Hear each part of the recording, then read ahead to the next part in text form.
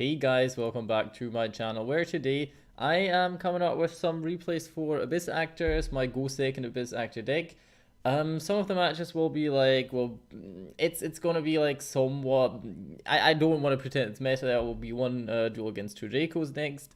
That's probably the most meta I will get in that kind of sense. But I'm still trying to like show what the deck can do with this a little bit because it's really hard to find actual good opponents on Yugioh Pro.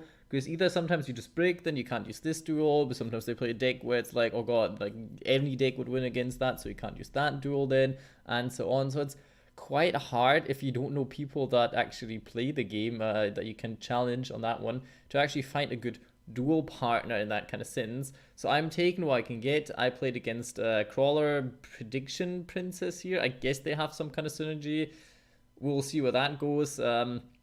I went second. He's playing a 45 card deck. I mean, fair. He started with one of the best cards that crawlers have, I feel like, with the new Deus Ex Crawler, which I think he'll get at one point as well.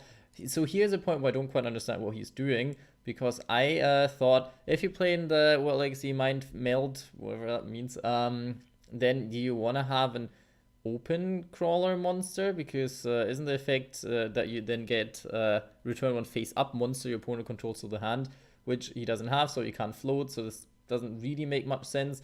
I kind of knew that this is the only trap card crawlers really play. Some play Solemn Strike, so I was like, not sure what to do with that. Solemn Strike can really screw me over, but I just hoped it would be that card, so I tried to play around it kind of, because it's only for monster effects. So I thought I could do a lot of stuff. Here we have the thing where I actually use Wavering Eyes, which is, I think, such a good card. You plus off of it so much, honestly, because you can search Melmadonna, and if you have your Wild Hope in there, you get 2 searches and can totally fix your hand with it. Plus you do 500 burn, can be neat sometimes. But yeah, see, like here I would have had, I had the combo for the swap in it, so I used all my spell trap effects, because monster effect negation is not as important for Abyss Actress, does you don't really care about this. So I switched his monster so he couldn't trigger the effect, because he doesn't control a crawler monster in any case at all. If you had, it could have been the World Legacy pawn stuff as well. So I was like, well, what is it going to do? What is it going to do, to be fair? Get my draws off of popping my own Abyss script, have like a crazy card advantage. Still didn't join into any of my 8 counter hand traps, any cards. This is quite, I don't know, it's quite probability wise I should have probably drawn to one. Not that I need them here that much, but pop him as card. Could have probably somehow gone for the OTK if I really wanted, but guess I wanted to kind of see what he's also coming up with. I wanted to kind of see how my deck can play around stuff. He's actually going for the Prediction Princess, which I don't know if this, I think you'd take too many resources for them to be useful in this deck. Yeah, sure, if you mill this card, you can get a Surge. This has some kind of synergy, then the Flip synergy as well. He's now going to search the best crawler monster by far, because the only monster that actually does something, honestly.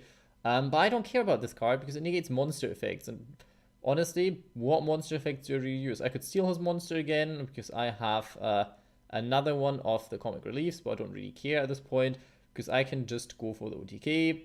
The Bestamen comes in handy because I can pop his cards now. He can't even respond to it. Even if he had something that he could do, the good thing is if you control a level 7 or higher Abyss Actor monster, your opponent can't activate cards, effects, and response. So you have a destruction of multiple face-up cards on the field where your opponent can't respond to it. I feel like this is super, super strong. And this is even like somewhat of your out to Naturia Beast as well. If you have Melomodonna and Abyss Actor and this card in your hand, then you ram your Abyss Actor monster into Naturia Beast, summon Melomodonna, and then you pop the Abyss script because he can't negate it then, because he can't respond to it, and then you can even special summon another monster and go, can do plays from that on. So I feel like it's really crazy what this card can do. Plus it's not once per turn, you can easily recycle it with 2 cards in the deck. So I honestly think this card is super broken, and that lets me easily finish off the duel. This is not the most competitive duel here, but I feel like it showed quite well what the deck can actually do, how much of an advantage you can generate over one turn, over one small mistake that your opponent makes, or one play that your opponent lets you do, how much you can plus an OTK from that point onwards. I hope the next duel against two Draco shows a little bit more of the duel. I mean, that being said, it will not be like super back and forth and whatsoever, but it shows again how strong the deck can be. And without further ado, let's just jump right into that one. So we're back at this duel. Looking at his hand, he has quite some floodgates where I have to say, like, Summon Limit as a Pendulum deck that doesn't really use the extra deck whatsoever. I don't care about this card. Honestly, this card could be doing anything, whatever you want. I don't care about it. You don't summon more than twice, mainly. If you don't use Electromite, which you don't really have to, and I never basically do, because the plays with Melomodonna and so on are mainly always better, so I don't really care about this. I started 2 hand traps, so this is good. I feel like Effect Veiler is basically useless against 2 Dracos.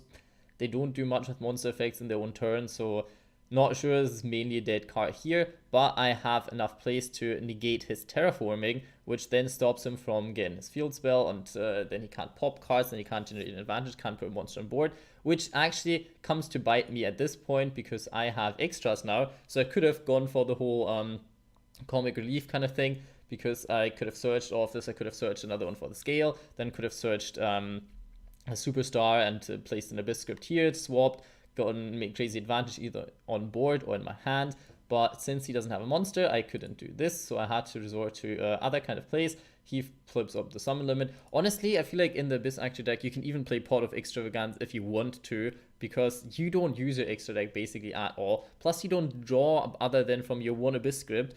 You mainly search, so the effect of like you not being able to draw as well doesn't really matter. Sure, it wouldn't make the deck much budget, so this is nothing for my channel, but in general, if you have the money or if you have Pot of Extravagance and you really want to play a Abyss Actors, I think this card is actually pretty strong in this deck. Like, thinking about this now, you can even play like a 42 card deck then or whatever. I think it would be totally fine to do so. But let's see what I'm going to do here. Set in the Abyss Script, because I knew he's going to play some kind of floodgate, so I was like, might as well, he's going to get some face-up cards, so I kind of want to be able to get rid of them. He probably on summon should have already stolen my Abyss Actor Superstar. That would have probably let him, I don't know, play a little bit more, because like this, I can just nuke the Crackdown and actually just get my monster back. So going for a little bit of damage. Then he super top decks Pot of Duality, which then lets him get, obviously, what? Diagram. And with Diagram, we all know True Dracos can start quite some plays. He pops the wrong scale, in my opinion, because he should have popped Melmodon. Obviously, he didn't know I had extras. It wouldn't have mattered at all much what you've done. But in a sense, you want to pop Melomodonna. It's a 0 scale monster, plus it can search any Abyss Actor deck for monster from your deck, so I feel like you probably should have popped this, but in the end it wouldn't have made much of a difference. At this point, I'm not even sure if it's smarter to just let Wild Hope stay on the field, so your opponent, maybe if he's kind of bricked or maybe doesn't really know what to do, that he has to ram it into the opponent's monster for that point onwards. I don't know, because do you want to give your opponent free search just for a few points of damage? Not sure about that, but guess that's debatable. I drew Sphere Mode, which honestly doesn't help against True Draco whatsoever. But he only can set this card, and this card doesn't help him at all during my turn right now, because he doesn't have a monster in hand that he could summon. I swap the card, and what is happening? I go for the OTK, because the card advantage you generate with this combo is incredible. Any other deck dreams about this much. You literally can summon so many monsters from the deck, but since it all counts as one summon limit is completely useless against this as well, so this really didn't bother me whatsoever. And then what you can do is just go for the OTK, and he's scooped here, because this is, well, you know, that is not what you actually want to fight, because that was a clear victory at this point. The last duel is a little bit more of, well, I'll explain that when we're at it, okay? Give me a second. So we're back at the last duel, and which you can see, it's me against myself. The servers were down at this time, and I was like, let's do some playtesting. Honestly, I just wanted to try out my my Light Sworn Spiral deck at this point, but the duel ended up being that neat that I was just like, well, kind of want to save that replay. I'll just show what I can do. It's like a newer, a little bit better version of my Light Sworn Spiral deck. You can actually pop off with this quite a lot, and you'll see this here. You can establish quite the board, you spy out your opponent, you know what to do, you're getting your Raiden out, milling some more, getting the toy vendor, can get like draws off the toy vendor, and so on. I think I accidentally activated toy vendor that I didn't actually want to discard, go for Saryuja, and at this point, I'm already not sure if this was such a good play, because probably I shouldn't have Saryuja at that point, because if the opponent has like stuff like Effect Veil or something, or Impermanence, then your plays are done, basically. Like, you basically stopped. I mean, I still had like some graveyard setup, so I would have been able to do something, but draw into the total nuts at this point. Double charge of Light Brigade plus Solar Recharge and so on. This was pretty strong. So let's just see how this plays out. You can see there's a Galaxy Soldier in my hand as well for being able to recycle those light monsters that you can get. Draw another card, getting both of them into the graveyard. Still have one Galaxy Soldier left in my deck, so I can search that one. And getting the Cyber Dragon Infinity off, which is a pretty strong negate.